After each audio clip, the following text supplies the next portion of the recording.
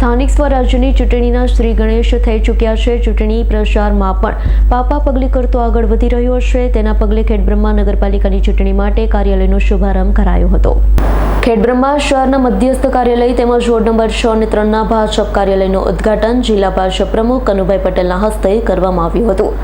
આ પ્રસંગે જિલ્લા મહામંત્રી વિજયભાઈ પંડ્યા, લુકેશભાઈ ગમાર તથા શહેર પૂર્વ પ્રમુખ અરવિંદભાઈ રાવલ, ઉપપ્રમુખ ભાવેન્દ્ર સોલંકી, વોર્ડના ચૂંટણી ઇન્ચાર્જ સહિત ઉમેદવાર અને કાર્યકર્તાઓ ઉપસ્થિત રહ્યા હતા।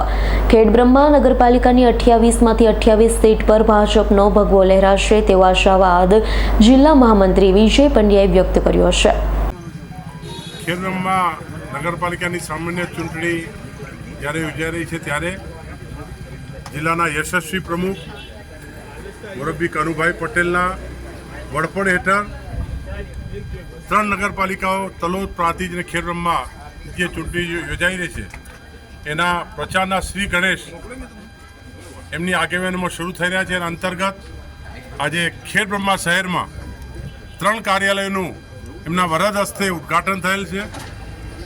3 વોર્ડમાં જે કાર્યાલયનું ઉદ્ઘાટન થયું એમાં કાર્યકર્તાઓનું, વિવિધ સમાજના આગેવાનોની ઉપસ્થિતિ રહી હતી, સંગઠનના હોદ્દેદારો પણ હાજર રહ્યા હતા અને કાર્યકર્તાના મુખ ઉપર એક વિજયના વિશ્વાસના દર્શન થતા હતા।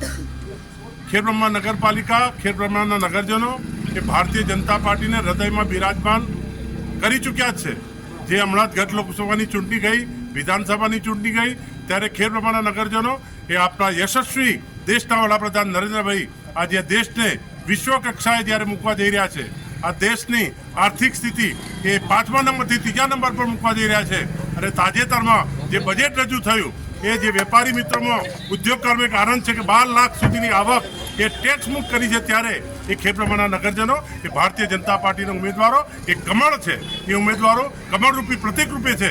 ત્યારે આ 28 સીટો જે ઉમેદવારો ઉભા છે એમાં 28માંથી 28 એ ભારતીય જનતા પાર્ટીના ઉમેદવારો વિજય બને એવો વિજયનો વિશ્વાસ આજે નગરપાલિકાની ચૂંટણીમાં અમને જોવા મળ્યો। Bureau report, S9 news, Khedbrahma.